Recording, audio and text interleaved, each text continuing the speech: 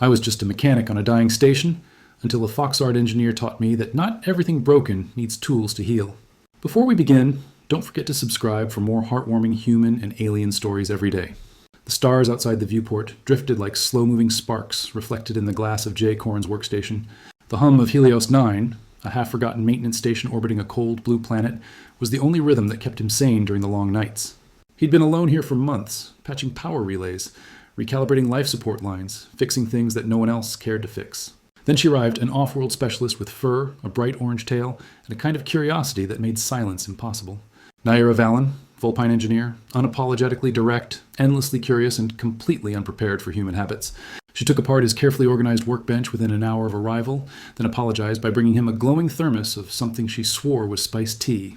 He wasn't sure whether to drink it or use it as engine coolant. Now, weeks later, she stood beside him again, glowing faintly in the reflected light of holographic schematics. Her tail swayed, brushing against his leg as she studied the broken system hovering before them. "Jace," she said softly. "You fix machines like they're alive," he smirked without looking up, "and you treat them like they have feelings." She tilted her head. "Maybe they do? Maybe that's why you understand them so well."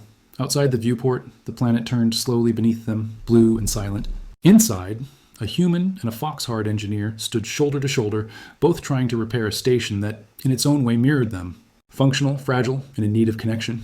And Jace couldn't help thinking, maybe this time fixing something might actually fix him too.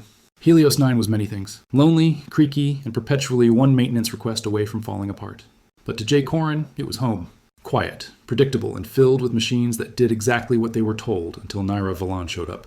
The first week, she nearly shorted out the gravity compensator, trying to optimize it. He found her hanging upside down in the corridor, tail drifting like a lazy comet, mumbling something about unexpected output coefficients. "Unexpected," Jace had said, arms crossed. "You reversed the polarity?" She blinked. "Yes, to see what would happen." "What happened?" he said dryly. "Was gravity stopped?" Her ears had flattened in embarrassment just a little, and she mumbled something about learning through experience. He didn't tell her that watching her try to walk while upside down was the most entertaining thing he'd seen in months. Now they worked side by side at the same console, the hum of processors filling the silence between them. Naira's tail flicked lazily as she peered over blue holographic readouts, her expression somewhere between fascination and mild panic. "Human tools are so inefficient," she muttered, squinting at his old-fashioned multi-tool. "Why not just print a molecular realigner?" "Because," Jace replied, twisting a screw with practiced precision. "If the realigner breaks, I can't fix it with a molecular realigner." She stared at him for a moment, processing that logic, then frowned. "That's circular reasoning. Welcome to engineering." She huffed through her nose, tail flicking with that telltale irritated rhythm. He learned it was her equivalent of an eye roll. During breaks, she sat cross-legged on the floor of the workshop, disassembling snack dispensers or trying to decode human idioms. "Spinning your wheels," she repeated once, ears twitching. "But humans don't have wheels on their bodies. It means wasting time. And why not just say that? Because we like metaphors." "That's inefficient," she said again, though her grin betrayed amusement. Sometimes, when Jace glanced up from his work, he'd catch her watching him, curious, studying his hands as if trying to decode the way humans thought through their fingers. Once she asked to see his scars, pointing to the faint lines on his knuckles. He shrugged, showing her. "Repairs don't always go as planned." She leaned closer, inspecting them like puzzle pieces. "Humans leave damage uncovered. You wear it like proof of work." "It's not proof," he said, smiling faintly. "Just history."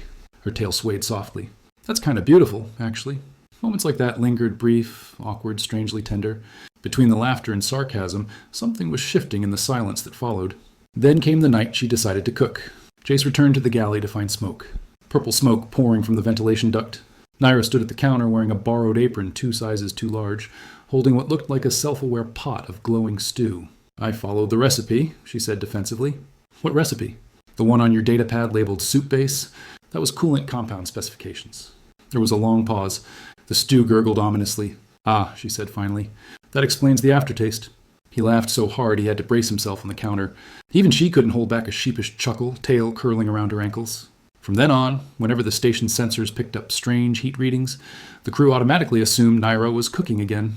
But amid all the chaos, the spilled coolant, the failed gravity tests, and her endless questions, Jace realized something strange.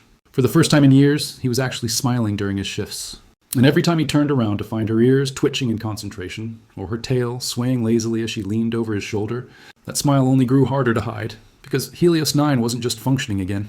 It was alive. And maybe, just maybe, so was he. When the station coordinator announced that Naira and Jace would be moved into the same living module for efficiency, Jace nearly swallowed his coffee wrong. Efficiency? He'd asked. You mean budget cuts? But the order stood, and within a solar cycle, Naira's belongings had migrated into his compartment, mostly in the form of half-ass assembled devices, empty teacups, and something that looked suspiciously like a miniature shrine made of screwdrivers. Her concept of unpacking was unique. He found her crouched beside his bunk, arranging a small heating coil beneath a circular cushion. She called her nest. You're not sleeping on the floor, Jace said flatly. It's warmer here, she replied, fluffing the cushion with her tail. Human beds are too flat. You sleep like planks. We don't have tails, he countered. She glanced over her shoulder, ears flicking. Whose fault is that? Their cohabitation was an experiment in chaos. Her furs shed into the ventilation grills. His neatly stacked tool racks mysteriously rearranged themselves into more logical patterns. And every morning began with the sound of Naira making what she called tea, which apparently required boiling half the station's water reserves. Once he woke to find her crouched by his desk, sniffing at a mug. What are you doing? Analyzing scent profiles. You consume this every day. It's coffee. It smells like burnt metal and sadness. Exactly, she wrinkled her nose. You humans are impossible to read, and you're impossible to clean up after, he said, nudging a trail of spare bolts away from her tail. She gasped, scandalized. That's organization. I know exactly which bolt was sitting where. So, you've organized chaos? Yes, she declared proudly, then paused. Wait, that sounds bad. Jace tried to stay annoyed, but it was hard when her laugh filled the room like sunlight through the viewport blinds. Still, there were adjustments. The day he accidentally opened the storage cabinet to find her drying her tail with a heat lamp, he froze. She blinked at him, unfazed. Privacy protocols differ among species. Yes. He immediately slammed the door shut. Apparently, yes. Later, she left a sticky note on the cabinet, tail-drying chamber. Enter at your own emotional risk. By the end of the first week, their living space was a blend of his Spartan efficiency and her vibrant chaos. One side of the room gleamed with polished metal and labeled bins. The other looked like an alien craft shop exploded. But somewhere in between, harmony began to form. She started humming while she worked. Soft, melodic, almost like purring, but more structured. Jace found himself timing his tool movements to her rhythm, their workflow unconsciously syncing. You hum when you're focused, he observed. One evening, she looked up from a datapad. And you mutter at machines when you're angry. I do not.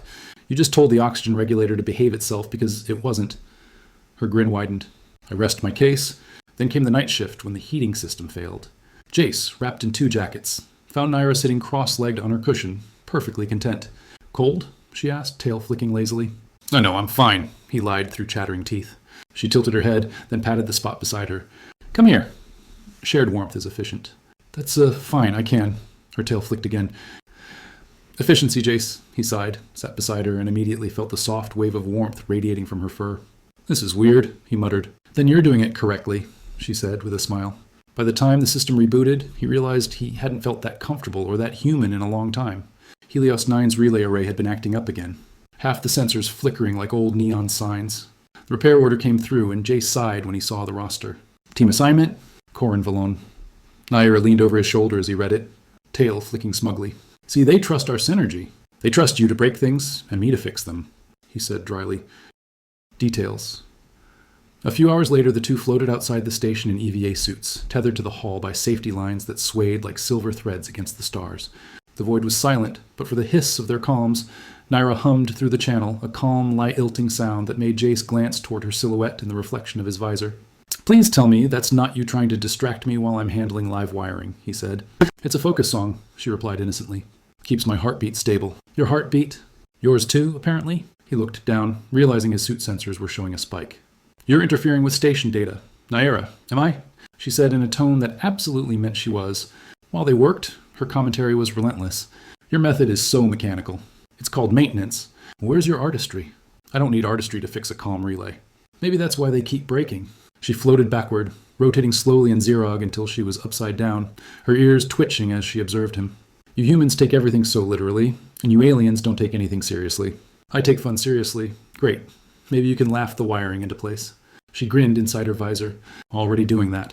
A moment later, her tether snagged on an antenna strut, flipping her sideways.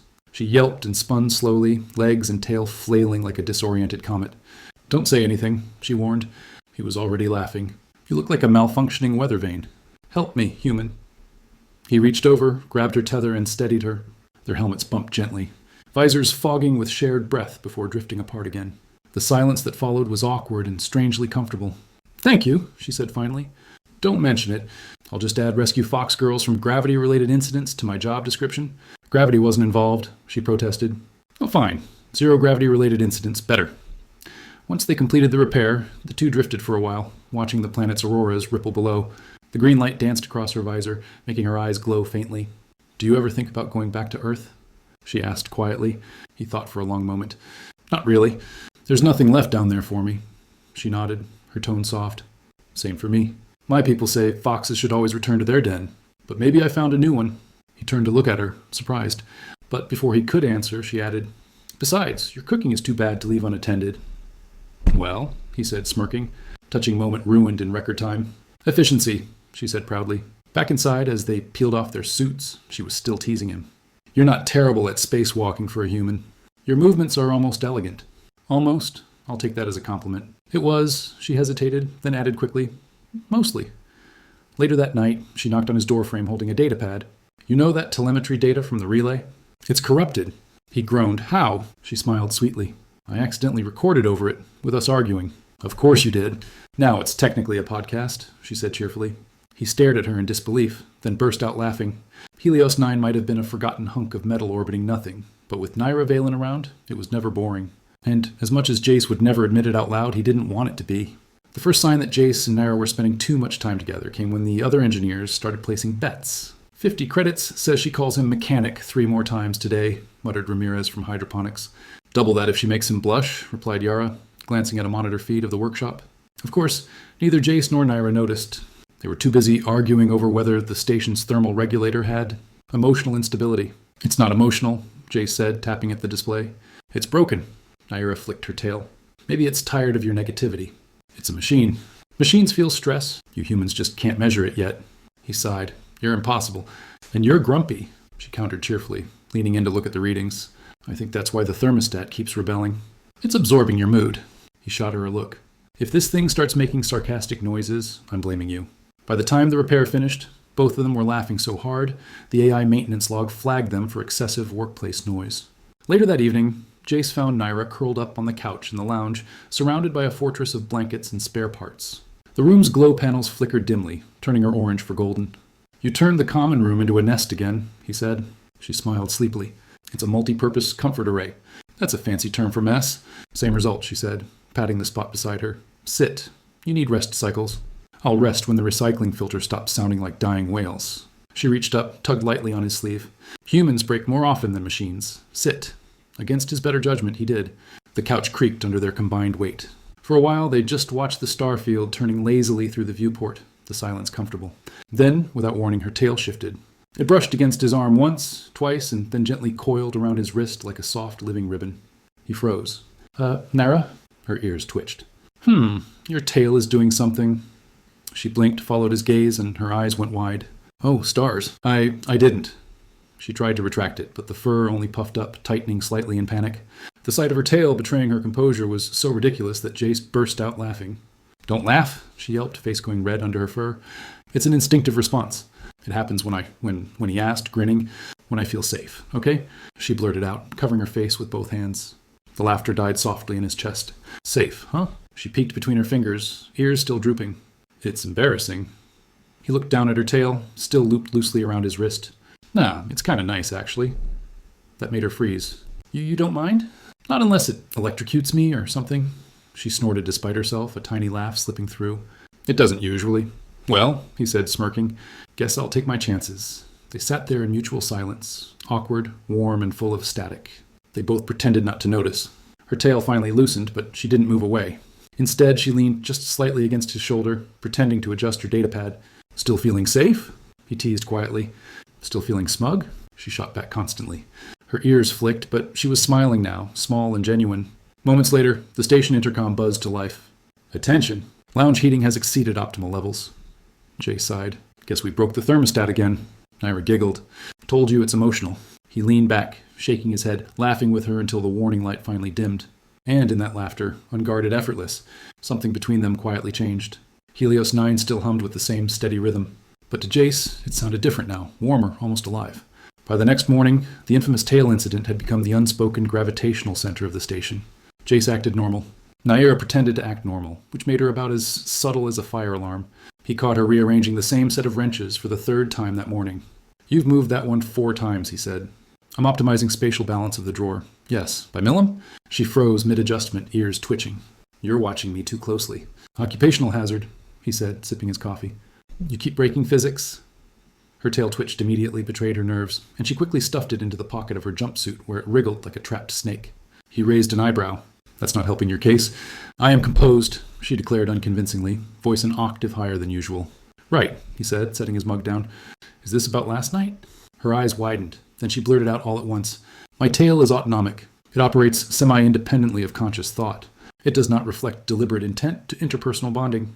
There was a long pause. Translation, Jay said. It cuddled me without permission. Her ears went flat. It trusted you. That's different. He tried not to laugh, but a snort escaped. So, your tail trusts me more than you do. Apparently, she muttered, glaring at it, as if betrayal were a physical crime. Jace grinned. You know, in human culture, we'd call that affection. She huffed. Humans display affection with terrible consistency. You smile at everyone? It's confusing. I don't smile at everyone. You smiled at the vending machine this morning. It gave me coffee.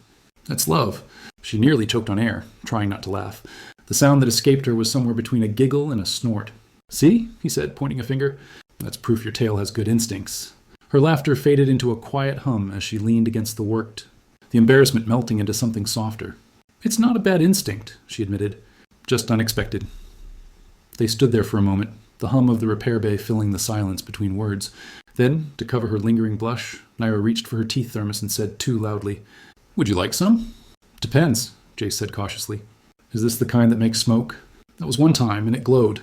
It was bioluminescent, she protested, pouring him a steaming cup. Totally safe. He eyed the cup, defined safe. Non-lethal, she said with a deadpan face. He sniffed it. Smells like cinnamon and danger. Drink. He took a tentative sip and immediately coughed. You boiled ginger with engine lubricant. Her ears shot up. I what? She snatched the thermos, scanning the ingredients on her datapad. Oh no, I mixed up the sample jars again. You mean the same jars labeled coolant viscosity study? Her tail drooped dramatically. To be fair, both were orange, he groaned. You're going to be the death of me. I prefer learning opportunity, she said sheepishly, handing him a bottle of water. Yeah, he muttered, smirking. A very cute, dangerous learning opportunity. Her ears perked up. Did you call me cute? He blinked, realizing his mistake. I said, dangerous, she grinned. You said both. I regret this conversation. No refunds, she said with a playful flick of her tail. For the rest of the day, they danced around the topic of the incident, each teasing the other, either quite ready to admit what it had stirred. But every time her tail brushed past him now, it didn't pull away quite so fast. And when their hands brushed, reaching for the same tool, either apologized. That night, the maintenance logs noted an unusually high number of non-essential system calibrations. Jace didn't write a report about it. He didn't need to, because sometimes fixing things wasn't about the station. It was about the quiet, impossible connection between a human and a Vulpine engineer who still thought non-lethal tea was a good idea. Helios 9 had a special talent for choosing the worst possible timing to fall apart. The environmental regulator crashed at 0200 hours, and by 0203, Jace and Naira were knee-deep in wiring, both half asleep and running purely on caffeine and mutual stubbornness. This is the universe punishing us for being smug, Jace grumbled, prying open a coolant conduit. No, Naira said around a mouthful of ration bar. This is the universe reminding you that preventative maintenance exists. I am preventative maintenance, she smirked. You're more like reactive maintenance with caffeine dependency. Keep talking, he warned, and I'll make you recalibrate the oxygen filters by hand. I'll just hold my breath. Good. Maybe then I'll get a moment of silence. Unlikely, she said cheerfully. They'd been at it for 3 hours, surrounded by scattered tools and half-eaten rations. Naira's fur was singed in one spot from an earlier spark. Jace had a smudge of grease across his cheek. The air smelled faintly of burnt wiring and despair. Hand me the torque spanner, he said, reaching out. She passed him a spoon. Really? She blinked. What? Similar shape. It's curved. Engineering is about improvisation. Engineering is about not dying because someone used cutlery on a life support line. She sniffed indignantly. You humans are so dramatic. You literally hiss when your tea's too hot. That's a reflex. Yeah, he said with a grin. Like your tailwind. Her ears shot up. Finish that sentence, and I'll reverse your gravity boots. He wisely changed the subject.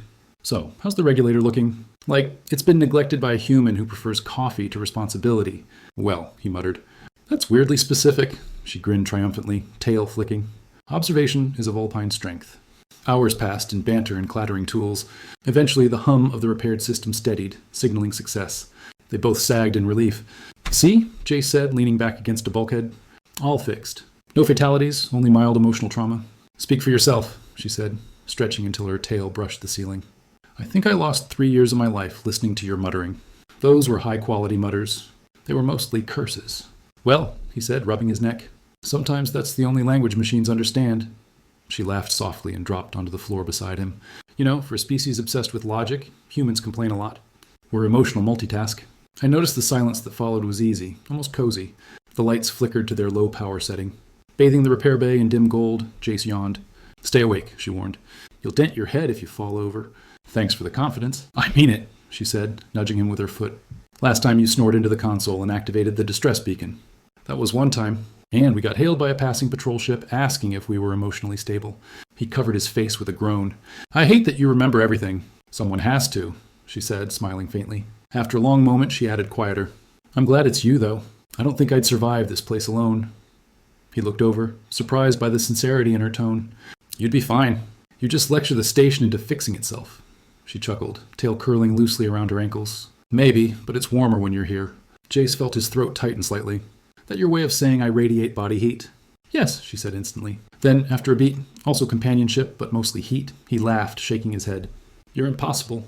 And yet, she said, tilting her head with a sly grin. You keep showing up. Yeah, he murmured, glancing at her. I guess I do. They stayed like that, leaning against opposite walls of the same small room. Tools scattered, lights humming low. 2 tired engineers, 1 fox girl, 1 human, both pretending they weren't feeling something that had nothing to do with maintenance. Naira broke the quiet first. So, she said, stifling a yawn. Want more tea? He looked horrified. Absolutely not. It's a new recipe. You said that last time. It glowed. This one only smokes a little. Hard pass. Fine, she said. Mock offended. More for me. Enjoy your slow poisoning. Better than your coffee, sludge. Blasphemy. She giggled softly. And for the first time that night, the station felt less like a machine and more like a home.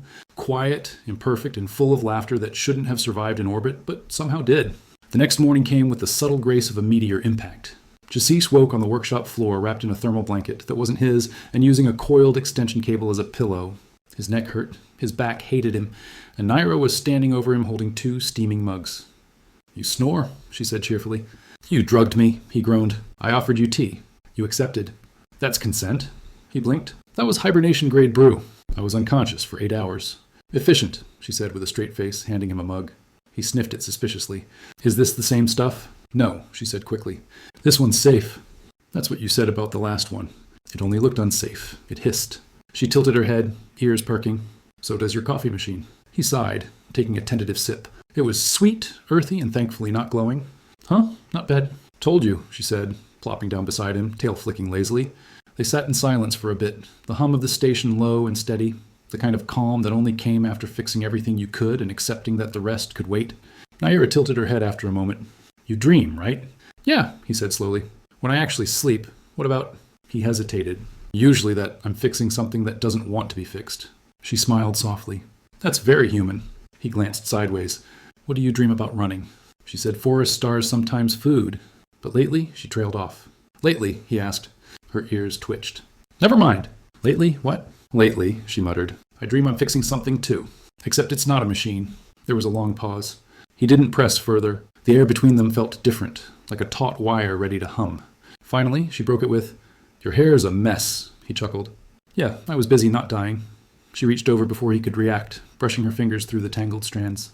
There, less tragic, Jace froze. You just groomed me. I was curious, she said quickly, pulling back. We do it to calm each other down. It's instinct. You sure your instincts aren't just flirting at this point? Her ears went flat. I know that's not. He smirked. You're blushing. I am temperature regulating. He leaned closer. Sure you are. She made a strangled sound, somewhere between a growl and a laugh, then grabbed the nearest object, a spare bolt, and threw it at him. He caught it easily. Assistance in your emotional regulation noted, he said dryly. She glared at him, then dissolved into giggles she couldn't suppress. You're infuriating. Part of my charm. Charm implies intent. I assure you I have none. They laughed until the tension broke, both trying and failing to look serious again. When the laughter finally died down, Naira rested her head back against the bulkhead, looking tired but content. Jace, she said quietly, do you ever wonder why we get along all the time? He said, still haven't found a good explanation. She smiled faintly. Maybe we're just compatible chaos. Sounds about right. Silence stretched again. Then, out of nowhere, the station's gravity control hiccuped. A brief pulse of Zerog sent them both floating an inch off the floor. Naira's tail puffed in alarm, tangling around his arm again. Not this again, she said, mortified. Gravity seems to have opinions, he teased, spinning slowly with her in the air. Fix it, I'm trying. He pressed the button on his wrist console, but the slight rotation only made things worse. They were now drifting slowly into each other. Jace, Naira, bump. Their helmets of hair collided softly, and they both burst out laughing like children caught in mischief. When gravity finally reasserted itself, they landed in an undignified heap, her sprawled half on top of him, his arm instinctively catching her before she could hit the floor. Smooth landing, he said breathlessly.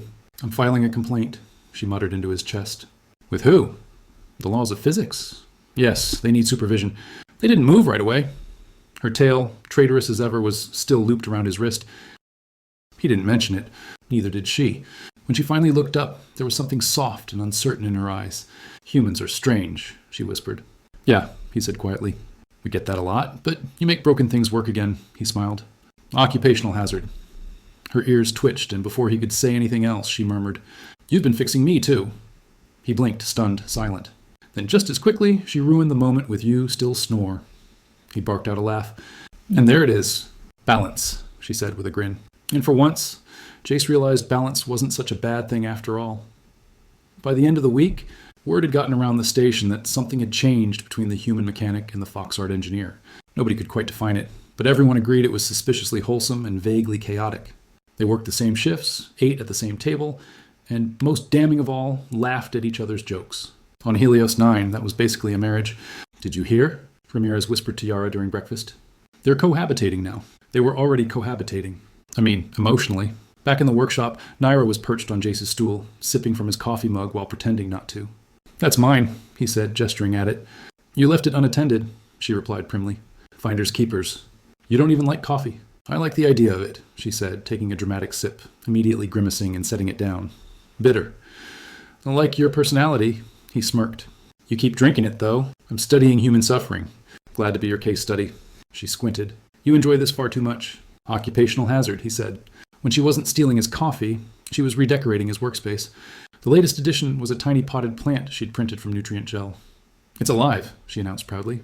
It's twitching, Jace countered. That means it's happy. It's moving toward my sandwich. It's bonding. It's eating my lunch.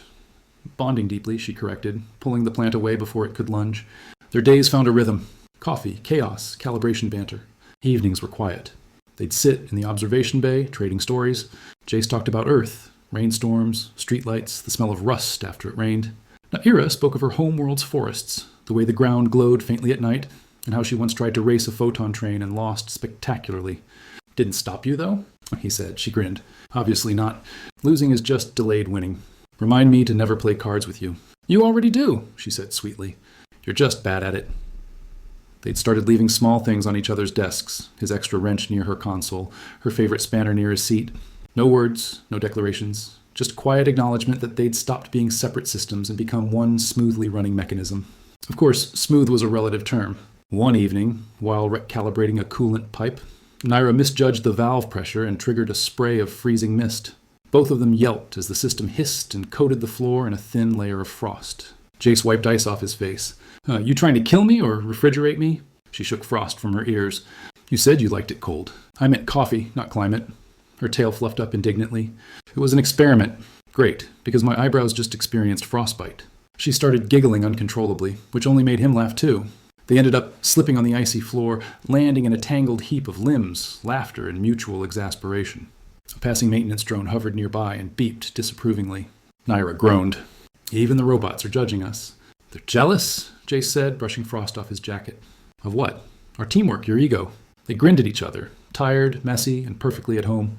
Later, as they cleaned up the ice, Naira leaned against the wall and said softly, You know, this place feels different now. Jace glanced up. Because it's colder. Because it's alive, she said simply. Before it was just metal and noise. Now it feels like it's listening. He looked around at the humming systems. The faint light of the planet reflected in the viewport, and then back at her. Maybe it's just responding to its engineers. Her tail swayed once. Or maybe it's copying you. Machines learn from their operators, you know. He chuckled. That explains why it breaks so often. She laughed, flicking her tail at him. And here I thought you'd take the compliment. Compliment detected, he said in a robotic voice. She rolled her eyes. You're insufferable and you love it. Statistically debatable. Still, she smiled as she said it. That night, as they sat side by side, the stars outside glinting off the station's hull, Naira's tail brushed lightly against his hand again, not coiled. Not by instinct this time, just there. Warm, gentle, and deliberate. She didn't apologize, and Jace didn't move away. Helios 9 hummed around them, steady and alive. Somewhere between laughter and repair work, the human and the fox girl had quietly built something neither of them could name, but both knew was theirs. The message arrived at 0600, blinking on both their terminals at once. Transfer request, joint assignment opportunity, New Horizon orbital expansion. Jace rubbed his eyes and squinted. Joint assignment? They're pairing us again.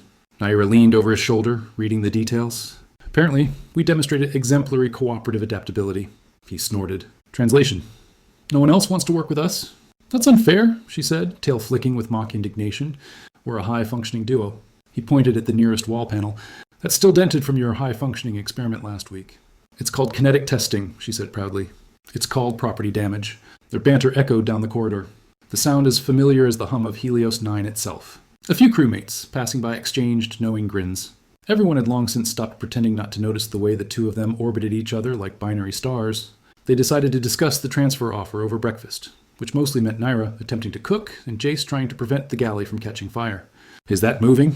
Oh, he asked, pointing at the skillet. She peered inside. That means it's fresh. That means it's alive. Fine, she huffed, tossing the spatula aside. You cook then? He took over reluctantly, producing something resembling edible food. Naira watched him, chin propped on her hands. You're strangely good at this, she said. I've had to feed myself since before the invention of food printers. Primitive, functional, boring, she countered. You need spice.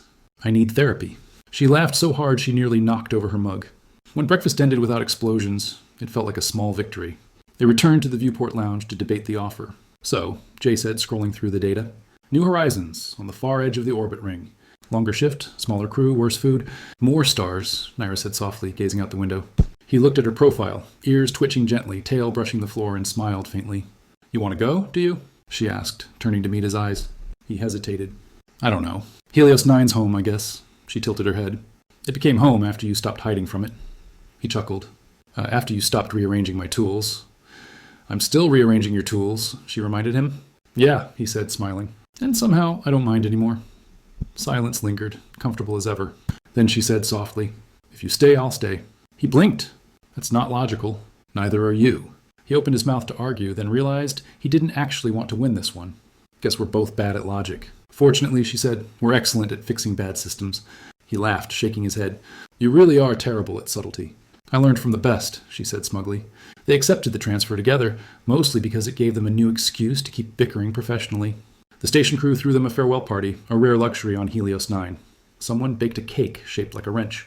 Someone else taped a sign over the airlock that said, Caution, emotional cargo. As they prepared to leave, Ramirez called out, Try not to explode your new station. Naira grinned. No promises. The shuttle ride to New Horizon was quiet. Jay stared out the window while Naira dozed beside him, tail curled loosely around his arm like it had claimed permanent residency there. When she woke, she caught him smiling. What? She asked sleepily. Nothing, he said. Just thinking. Dangerous habit. Yeah, he said softly. It keeps getting me in trouble. She yawned, stretching. You mean with me, mostly? She smiled, eyes half-lidded. Good, then I'm doing my job. By the time they arrived, the two of them had already started arguing about which bunk was whose and whether the new station's AI would tolerate Naira's tea experiments. It's learning from me, she said confidently. That's what I'm afraid of. Relax, I'll teach it to hum. You'll teach it to complain. Better than brooding silently like you, she said, bumping her shoulder against his. He gave her a side glance. You realize we're going to drive each other insane. Impossible, she said with a smirk. We're already there. The shuttle doors opened, revealing the gleaming corridors of their new post. For a moment, they just stood there. Two engineers, one human, one Vulpine, both wearing the same faint, ridiculous smile. Ready? He asked.